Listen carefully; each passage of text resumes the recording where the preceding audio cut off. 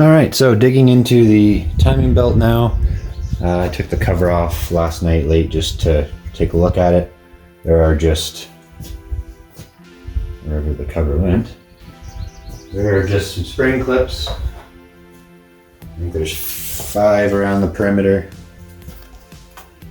Those clips hook over the cover there, and there's 1 clip down the front below the injection pump, and 1 clip down the back behind the tensioner that let this top cover come off.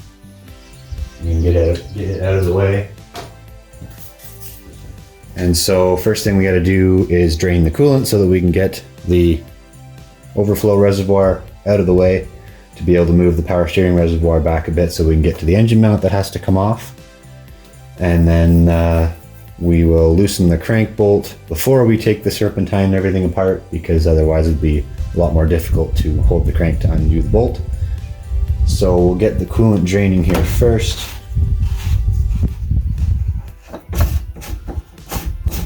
So we can get that out of the way a bit.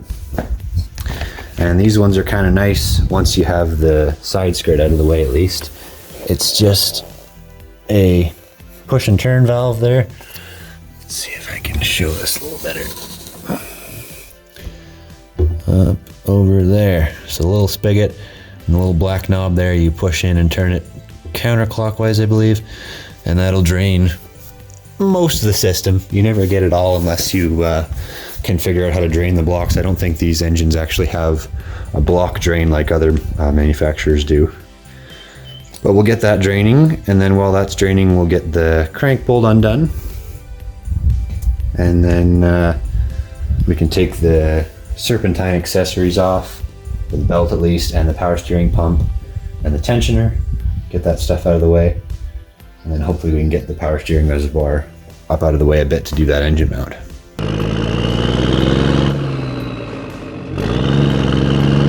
So I got some coolant drained. It didn't drain nearly as much as I was hoping. I think just because the front of the car is so high. But anyway, we'll maybe just lift that up higher once I get it unmounted and see if it'll drain some more. But there are 2 very crusty Phillips head screws holding the reservoir in place. Lego. One there, and one there. Very crusty, so take a small screwdriver, work the rust out of the head before you try and put a screwdriver in it, because you'll just turn the head and then you won't get it out. And compressed air, like I always say, is your friend.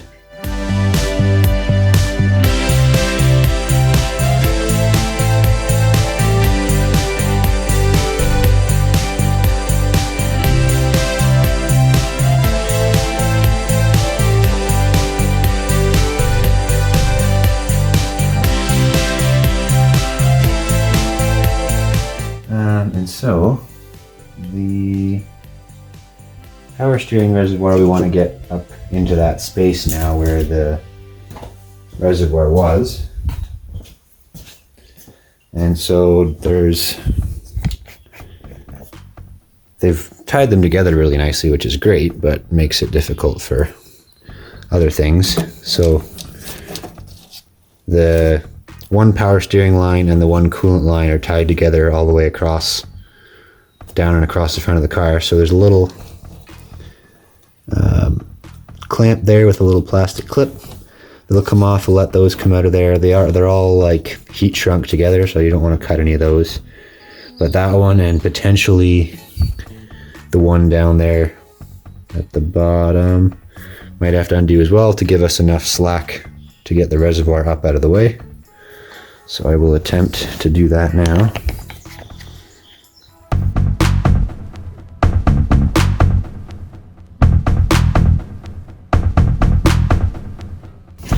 It gives us a little more working room at least. You really can't get much on the back because of the power steering line that goes to the hard line, and it does not move. So do the best you can to try and get a little more working room. That is the boost pressure sensor. That lets us get to the 2 main engine mount bolts there in the center. that gets the mount off of the car, and then, or sorry, the mount off of the engine rather.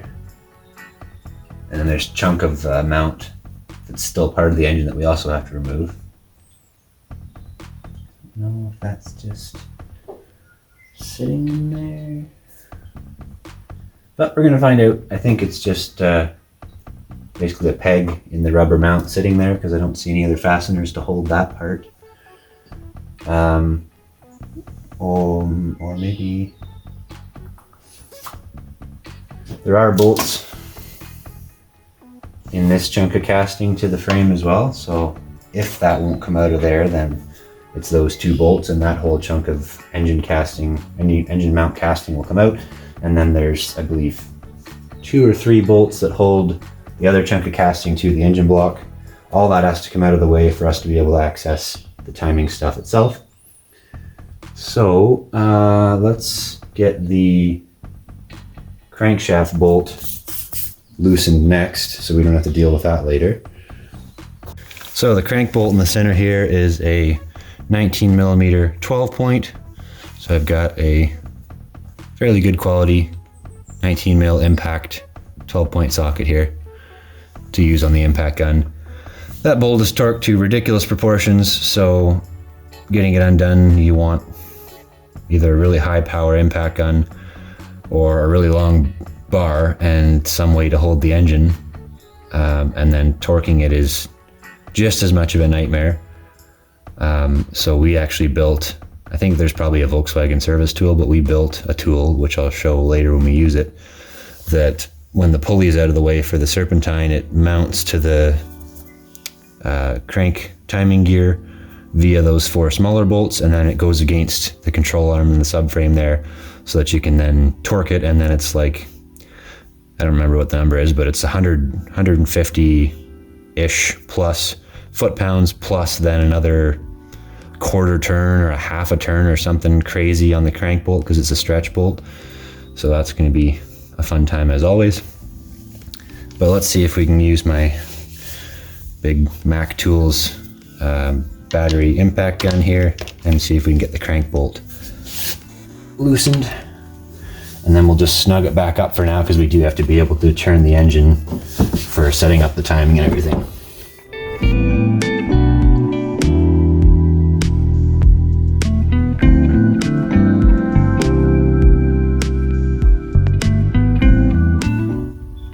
Well, I would say somebody either massively over tightened it, or it's just because it's so rusty and it's been however many years that it doesn't want to undo, which is awesome and pretty hard to believe with an impact driver that's rated for 1,200 foot-pounds peak. So yeah, we're not going to be able to do that, because if I put a bar on it and pull, it's just going to turn the engine backwards.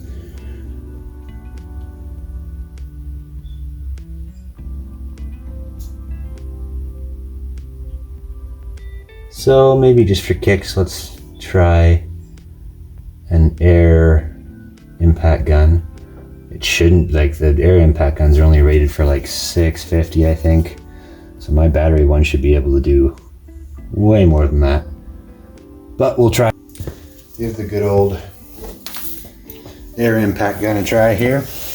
Sure enough, it'll probably undo it immediately.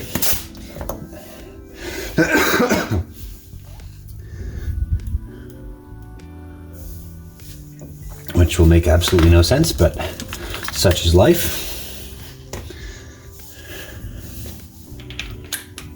Okay. Let's try here. Okay.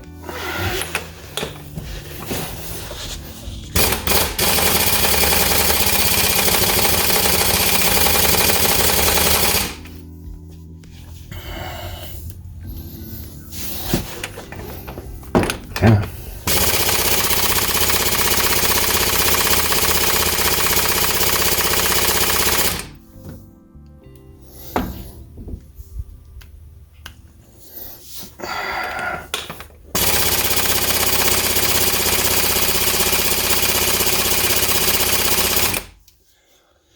Great. So we're no further ahead on that at the moment, so I'm gonna have to figure out what we're doing with that, because we gotta have the crank bolt loose to take the pulley off and change the seal. So I'll figure that out and then we'll be back. So no surprise there, no stranger to things not working the way they should. So the crank bolt will have to wait until we get all the serpentine accessories off, put the crank hold tool on, and then probably use a big Johnson bar and try and break it free by hand, which is going to be a great time. But anyways, for now I have supported the oil pan with the jack from underneath. We're going to try and get this front engine mount out of the way here so we can start to strip some of the front end accessories. So there are 2 bolts holding there. They are 19 millimeter head, I believe it is, or 18. Those 2 are 18. The 2 on the mount to the body here are 16. That's gonna be 13 to undo that little support bracket there. Let's get the big ones out of the mount junction first.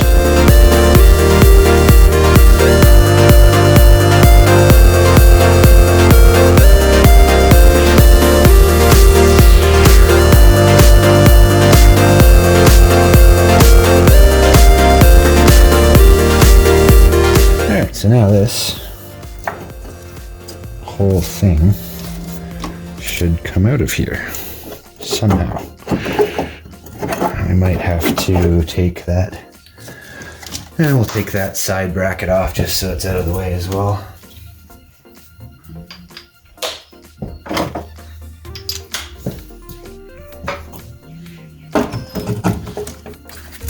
Maybe.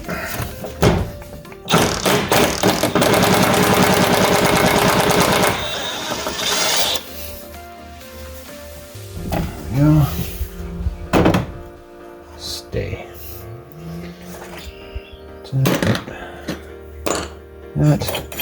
That'll come out of the way. And this should come right out of the way. Yep. So there's the engine mount itself. It's got the rubber in it. And then we got to get the chunk of casting off of the engine block itself as well. And we'll keep an eye on the engine here too. Make sure it's not dropping. Alright. So, it's a little bit out of the way here. I wish there was a way to hook it. So, the really fun part now is there's a bolt that goes through the casting into the block there. You can feel the head. And there's one down the back there. You can feel the threads for it and the heads there. And then I think there's also a third one down the bottom. So it's going to be all kinds of nightmare to get undone, because you can't put an impact gun on it unless you raise or lower the engine enough that it would clear, which is a lot. So we'll get creative with some ratchets and stuff here. They're likely 17s if I had to guess. Now they might be the same as the other ones. I think 17 is too big. 16? Yeah. 16 mil, at least for that one. I would think all 3 are the same.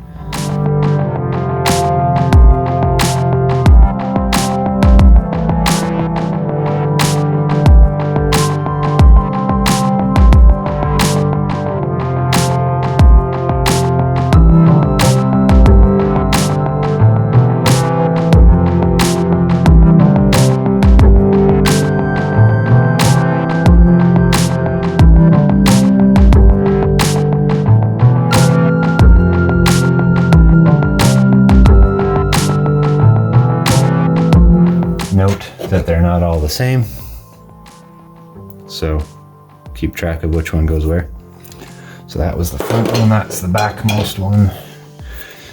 So we got one more now, somewhere down lower, which you can't get to, of course. Somewhere down, can't even see it from there.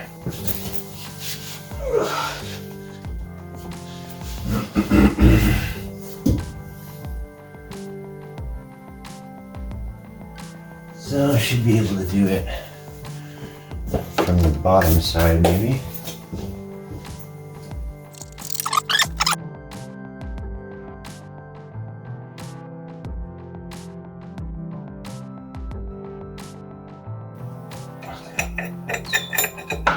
Ah, yes, and the bolt won't come out because it's against the frame rail.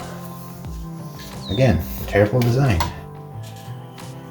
So I'll probably have to lower the engine some.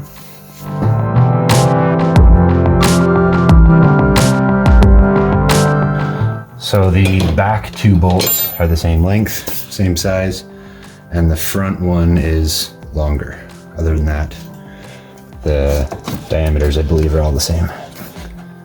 So this should come out of here now, maybe.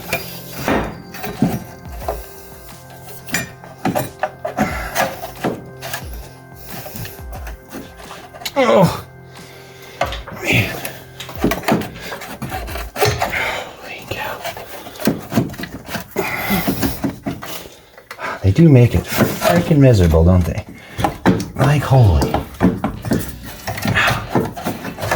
Go at the back. Do it. There we go. Get off. Unreal. Oh. Oop. As mountains of aluminum powder fall out of it. So there's the engine chunk of the front engine mount. That was fun. So that's our lower steel timing cover down there. We gotta get the serpentine belt off and the tensioner out of the way, which I think in order to take the tensioner off, we gotta take the, that's doing lots, the power steering pulley off anyways. So we'll do those. And then we can get the crank pulley off so that we can put the hold tool to be able to undo that bolt.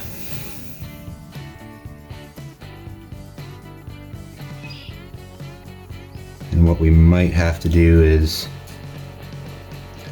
put that chunk of engine mount casting we just took off back on, depending on what's available for the hold tool to go against, to be able to get that crank bolt undone. So serpentine tensioner, next thing. It should have a square in it. Maybe? Or were they not smart enough to put a square in it? Can't see anything.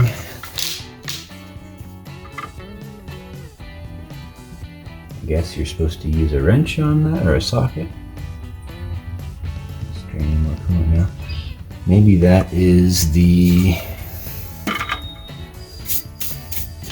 special tool here.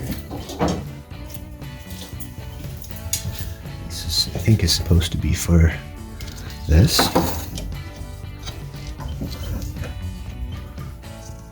Yep.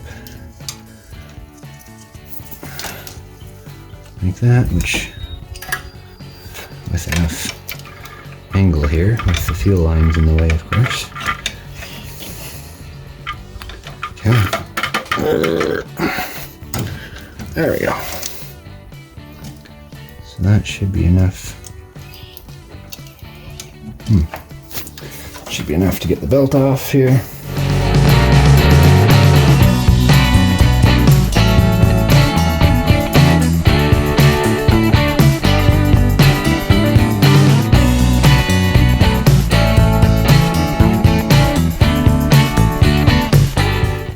And it's always a good idea to mark the direction here and put it back on the same way. And the condition of this belt is totally fine. So I will put a mark on it here somehow to indicate the direction of rotation. So then the power steering pulley here, so that we can access the cap screws that hold the tensioner on there. Kind of sit for me. Okay, and they should be 6 or 7.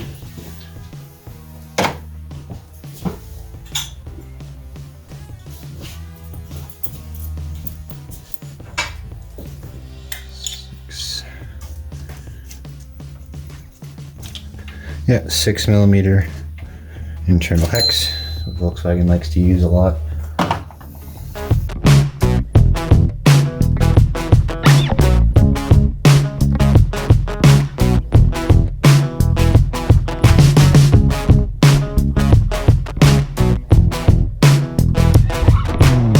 Is the pulley going to be nice? Oh, of course not.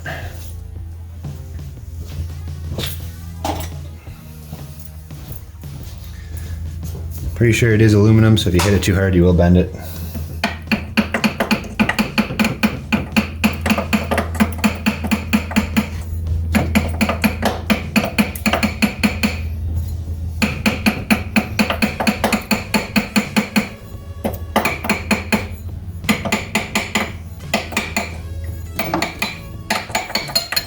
Ta-da. Set that out of the way. Put these back in it for now.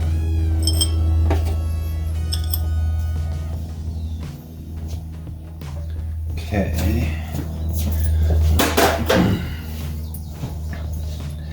And then the tensioner bolts.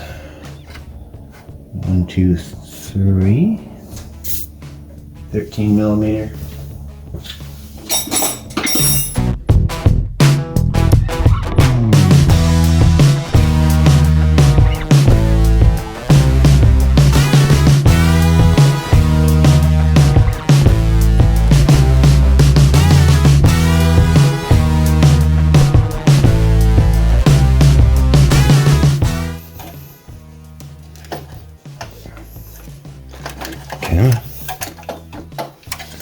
Alright. Yeah, so anti-seize. Looks like there's actually some aluminum in the end of it too, which is not good news. There's the tensioner, which needs to be replaced.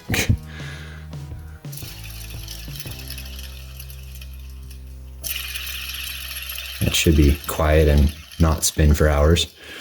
And I think the shock is probably toast as well, so I don't think a new one of those came with the kit, so we might have to get one of those separately, we'll see. So these are for that though. Tensioner, tensioner. Set that aside.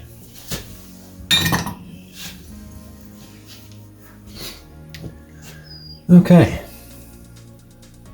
I think even to be able to get the lower timing cover off, the crank serpentine pulley has to come off. So that'll be the next thing. And then we can get the cover off and out of the way. And then we'll try and get the crank bolt loose before we touch anything to do with the timing belt so that we can still rotate it around without worrying about interference.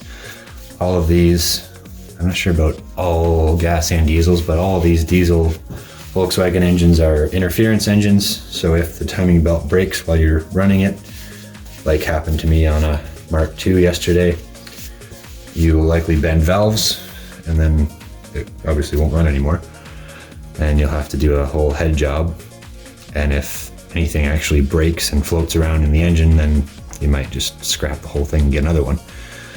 But as far as this goes, if we take the timing belt off and then turn the crank, we won't be able to turn the crank all the way around without hitting a valve, most likely. So we'll leave all that together until we got everything on the timing marks and ready to take the belt off to do the crank seal and the water pump replacement, and then the camshaft seal, as well as our new camshaft to put in, and start to build it back up from there.